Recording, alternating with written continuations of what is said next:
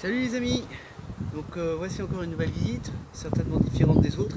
On va peut-être trouver d'autres choses. Comme vous pouvez le constater déjà, il y a 1, 2, 3, 4, 5, 6, 7, 8 cadres sur 10. Comme je l'avais précisé auparavant, j'adapte la taille de la colonie, j'adapte le nombre de cadres par rapport à la taille de colonie. Donc ça, cette première chose, ça n'est qu'une partition polystyrène, comme vous savez bien, créée par les abeilles, hein, comme tout le monde le sait, quelque chose de bien naturel.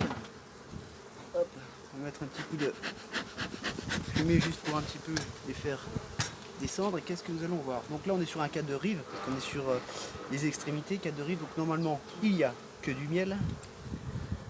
Est-ce que c'est le cas? Ah bah non, pas complètement, il y a du couvain. Ça c'est du couvain, ça, je sais pas si on voit bien, je regarde en même temps la caméra.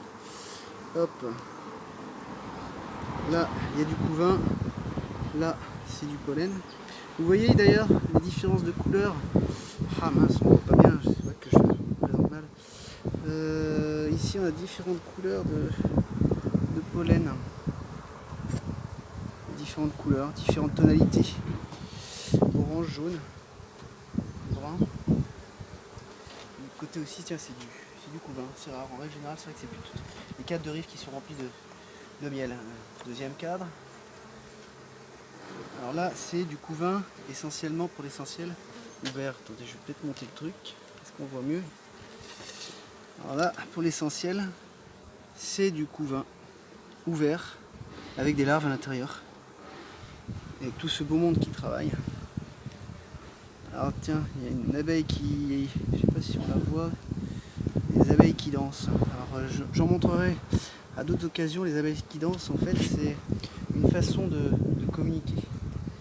Cette façon de communiquer, c'est pour indiquer un endroit, un lieu où elles peuvent trouver du stock. Donc, la plupart du temps, c'est bien entendu des fleurs. Et avec leur danse, elles sont capables de donner comme indication. Alors ça, c'est juste une amusette, juste pour la remarque. Ça, c'est une amusette, rien de spécial. On ne sait pas pourquoi. Enfin, c'est une construction comme une autre. Ça sert strictement à rien, mais bon, bref. Là, du couvain mâle, du couvain d'ouvrière. Je pense qu'on voit bien. Ouais. Couvain mâle. Alors, où j'en étais? J'en étais, oui, sur la danse. Donc, elles sont capables d'indiquer, je dirais, un lieu. En règle générale, elles indiquent donc l'orientation par rapport à la boussole, donc par rapport au nord. Et ça, c'est pris en considération aussi par rapport à l'inclinaison du soleil. Bon, je ne connais pas tout dans sa totalité, ça c'est des choses que vous pouvez retrouver également sur internet. Et elles indiquent également la distance à laquelle elles peuvent trouver justement ces fameux stocks de nectar, donc ces fameuses fleurs. Donc pour le moment, il n'y a rien à dire sur l'état des choses. L'état sanitaire, c'est correct. La population, il y a ce qu'il faut, il y a du monde. Moi, la question que j'en conclus que par rapport aux alvéoles qui sont pas mal remplis et par rapport à la population, il est temps de rajouter un cadre supplémentaire pour leur faire l'espace. Si je mets pas ce cadre là, ça va être un autre souci qui va se poser à moi bientôt, c'est le fameux essaimage. En gros, l'essaimage, c'est une colonie qui se divise, qui va créer une nouvelle reine, ou plusieurs. Enfin, la plupart du temps, il n'y a qu'une seule reine qui va survivre sur les 2 ou 3.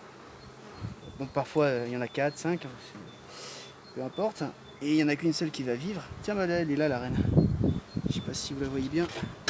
Elle est belle là. Hop. Elle est où? Je l'ai en rouge, elle est pointée rouge. Alors comme elle est pointée rouge, celle-ci, certainement sa dernière année. Je vais certainement la remplacer. Vous voyez celle-là? Ah, elle est magnifique là, on la voit bien. Elle a un dolmen qui est très très long. Relativement long. Rouge donc d'une année, ça date d'il y a 2 ans. Donc elle est à sa 3e année, c'est pour ça il faut que je la change. Si je la change pas, je me répète un peu, elle commence à avoir de moins en moins d'œufs. Donc ça risque de faire une population trop peu importante. Il y a des abeilles qui me chatouillent les doigts en même temps. Ça chatouille. Ça pique pas forcément, hein, vous voyez, ça chatouille aussi. Donc du coup, qu'est-ce que je disais? Bon, du coup, elle va avoir une population moins importante. Elles seront moins à même de pouvoir passer l'hiver correctement et voire même péricliter et mourir. Donc je ne l'avais pas dit la dernière fois, mais vaut mieux changer la reine plutôt que de tout perdre. En changeant une reine, bah, je fais redémarrer le couvain là, vous voyez. Bon, ceci dit, elle a quand même 3 ans, mais elle reste performante parce que je m'aperçois que c'est quand même bien rempli et qu'il y a un manque de place. Bon, bien entendu, je ne vais pas la changer maintenant et c'est des choses que bah, je montrerai plus tard, comment je change une reine. Il y a différentes méthodes et aussi bah, chaque méthode est adaptée par rapport à l'état d'une ruche et aussi par rapport à ce que souhaite faire l'apiculteur. Comme je l'avais précisé, chaque méthode appartient à chaque apiculteur. Mais après, c'est un coup de bon sens, il y a une théorie, il faut savoir la suivre, une certaine logique. Voilà. Bah, du coup, on va en arrêter là pour cet épisode. Je vous dis à très bientôt et bah, portez-vous bien. Salut!